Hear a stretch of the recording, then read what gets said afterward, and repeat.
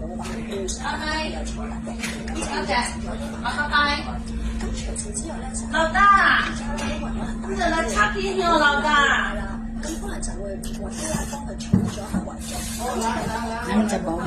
好多時我知道有啲屋企人咧就會好擔心自己死者選擇嘅方法啱唔啱啦，甚至乎咧可能佢哋一世人都會諗，我係咪做得唔夠，我做得唔足咧咁樣。好啦，咁啊講翻即係呢個訂立呢個平安紙，仲有啲乜嘢細節出嚟，我哋可以諗。